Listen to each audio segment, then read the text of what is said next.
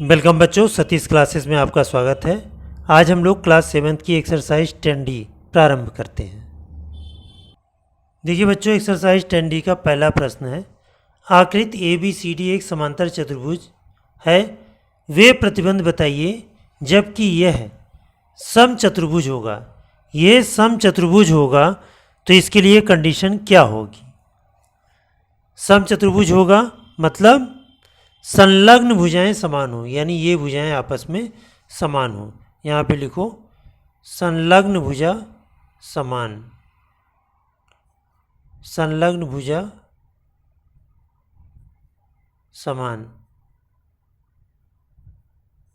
संलग्न भुजा समान होगी तब ये समचतुर्भुज हो जाएगा। इसके बाद आयत होगा, तो आयत के लिए प्रत्येक कोण हमारा 90 डिग्री होना चाहिए। तो आयत होगा, इसमें लिख लो यदि प्रत्येक कोण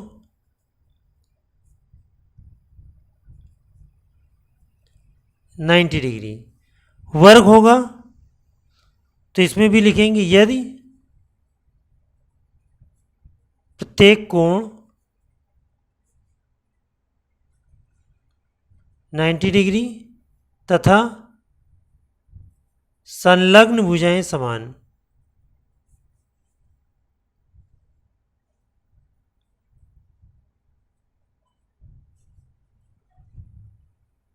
संलग्न भुजाएं समान। अब क्वेश्चन नंबर 2, कह समांतर चतुर्भुज ABCD में निम्नांकित प्रत्येक कथन में के सत्य होने पर आकृति को किस नाम से पुकारेंगे? AB बराबर BC। अगर AB बराबर BC, जैसे AB है और ये BC है, ये दोनों भुजाएं कैसी हैं? संलग्न भुजाएं। तो ये संलग्न भुजाएं हो जाएंगी तो आकृति क्या हो जाएगी? समचतुर्भुज। समचतुर्भुज, समचतुर्भुज। कोण ABC बराबर 90 डिग्री। ABC एक कोण हमारा ये 90 डिग्री हो जाए तो सारे कोण 90 डिग्री हो जाएंगे, तो ये बन जाएगा आयत। AB बराबर BC और कोण भी 90 डिग्री, तब ये बन जाएगा वर्ग।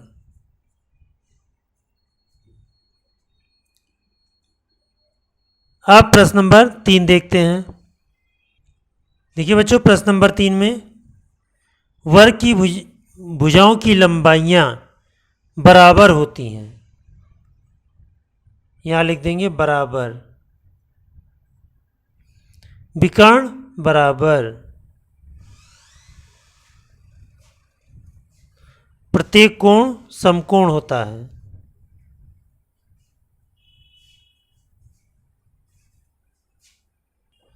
इसके बाद कह रहा है विकर्ण एक दूसरे के लंबवत होते हैं। लंबवत। क्वेश्चन नंबर 4, यदि किसी वर्ग के विकर्ण का वर्ग 50 वर्ग सेंटीमीटर है तो इसका परिमाप ज्ञात कीजिए। देखिए बच्चों, ABC और D ये एक वर्ग है। कह रहा है प्रश्न, वर्ग के विकर्ण का वर्ग 30 वर्ग सेंटीमीटर। इसमें BD एक विकर्ण है और AC विकर्ण है। तो जो दिया हुआ है उसको लिख लो, वर्ग के विकर्ण का वर्ग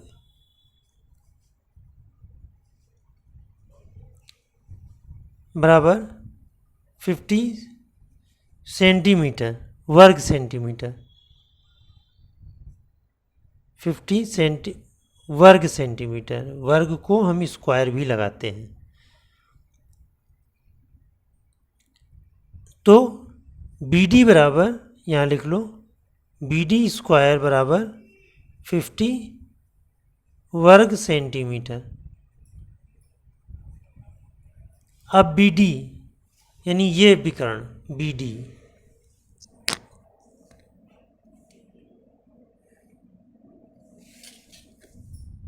BD विकर्ण पता लग गया। तो BD बराबर क्या हो गया? AB square plus AD square. चूँकि ये वर्ग है तो इसकी प्रत्येक भुजाएं आपस में बराबर होंगी। मान लिया ये भुजा ए है, इस भुजा को भी हमने ए मान लिया, तो यहाँ बी डी स्क्वायर के स्थान पर लिख लेंगे A B square plus A D square बराबर बी डी स्क्वायर। ये पाइथागोरस थ्योरम से, पाइथागोरस प्रमेय से। तो ए बी हो गया ए स्क्वायर, ए डी भी हो गया ए स्क्वायर बराबर 50। तो 2a स्क्वायर बराबर 50, तो a स्क्वायर बराबर 50 माइनस नहीं डिवाइडेड बाई 2, तो ये आ जाएगा 25। तो a बराबर अंडर रूट लगा देंगे 25 बराबर 5 सेंटीमीटर। अब वर्ग का परिमाप पूछ रहा है, a का मान आ गया 5 सेंटीमीटर, तो वर्ग का परिमाप होता है 4 गुणे भुजा। वर्ग का परिमाप बराबर 4 गुणे भुजा, और भुजा हमारी है 5 सेंटीमीटर, तो ये आ गया 4 गुणे 5 बराबर 20 सेंटीमीटर। यही आपका आंसर हुआ। देखिए बच्चों, नेक्स्ट प्रश्न, आपकी पुस्तक के एक पन्ने का एक विकर्ण दूसरे विकर्ण से छोटा है, तो क्या यह पुस्तक आयताकार है? तो इसमें आंसर क्या हो जाएगा? नहीं, क्योंकि आयत के विकर्ण आपस में बराबर होते हैं, इसलिए इसमें आंसर हो जाएगा नहीं। क्वेश्चन नंबर 6, एक आयत बनाइए जिसकी संलग्न भुजाएं क्रमशः 6 सेंटीमीटर और 8 सेंटीमीटर हैं।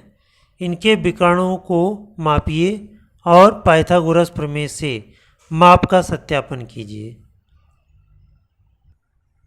देखिए बच्चों,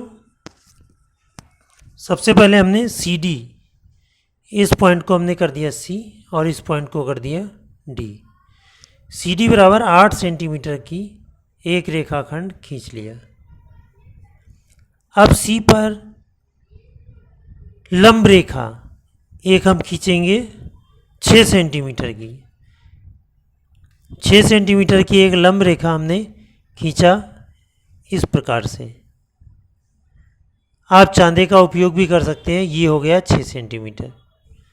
और इसी प्रकार से डी पर भी हमने 6 सेंटीमीटर की लाइन खींची, ये पॉइंट हो गया 6 सेंटीमीटर। आइए इसको मिलाते हैं।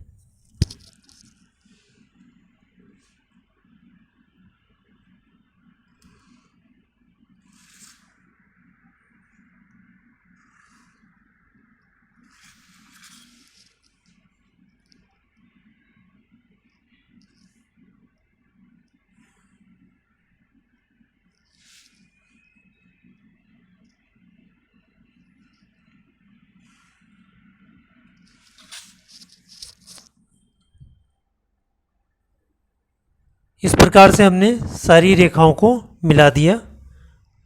ये हो गया सी डी, इस पॉइंट को कर दिया हमने ए और यहाँ पर कर दिया बी। अब इसको मापा जाएगा। मापने पर बी सी देखिए कितना आता है, ये हमने मेज़र किया। ये लगभग 10 सेंटीमीटर आ रहा है, क्योंकि ये 8 सेंटीमीटर है और ये हमारा 6 सेंटीमीटर है। ये क्वेश्चन नंबर 6 था। यहाँ लिख लो, मापने पर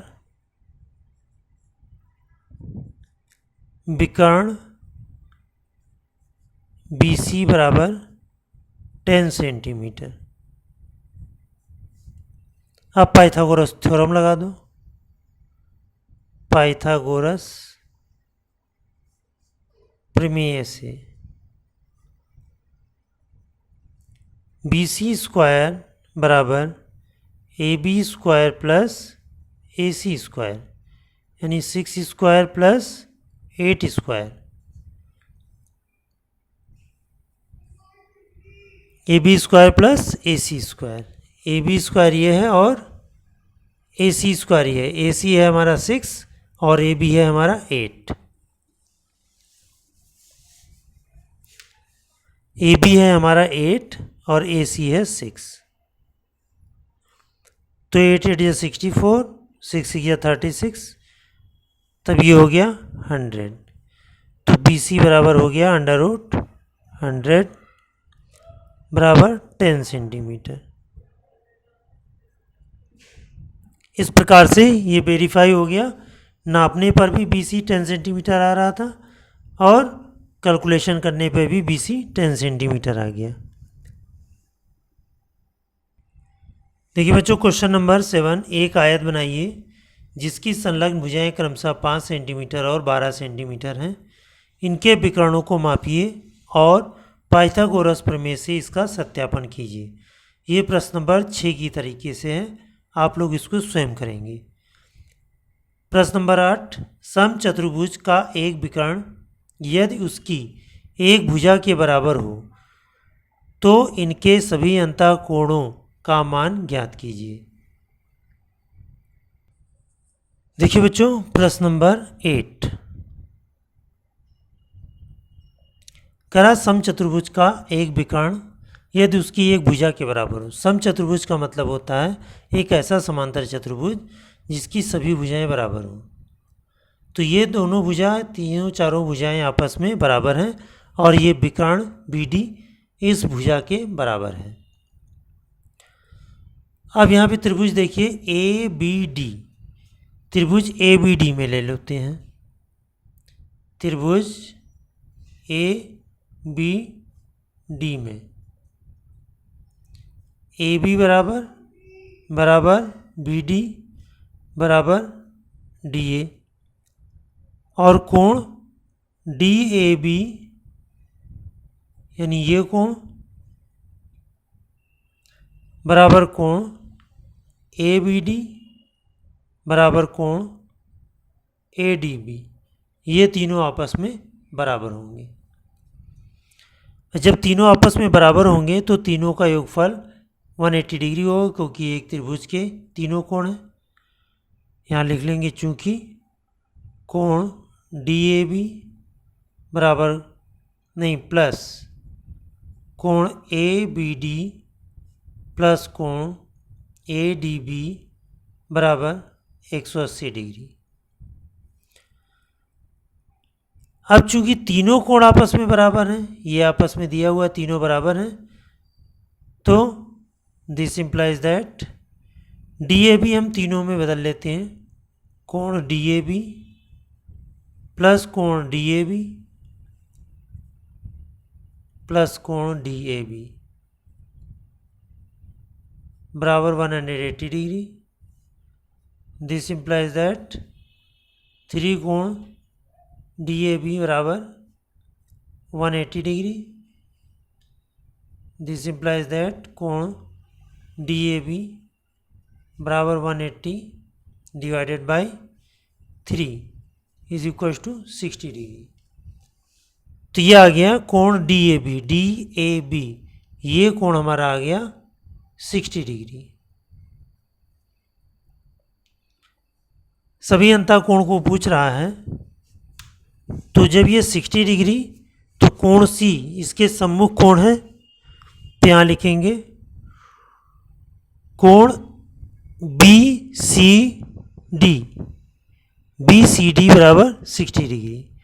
कोण बी सी डी बराबर कोण डी ए बी बराबर 60 डिग्री। यहाँ लिख लो सम्मुख कोण।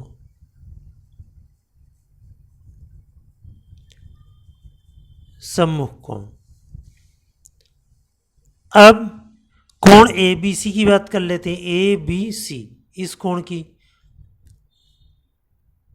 कोण ए बी सी बराबर 2 कोण ए बी डी।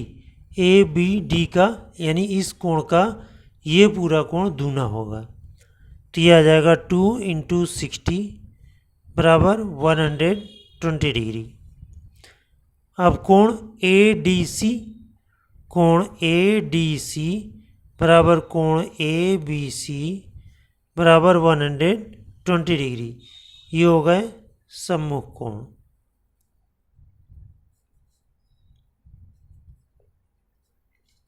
इस प्रकार से आपका प्रश्न 8 कंप्लीट होता है और अभ्यास 10D भी कंप्लीट होती है। और हमें उम्मीद है सभी बच्चों को अभ्यास 10D समझ में आ गई होगी। Thank you.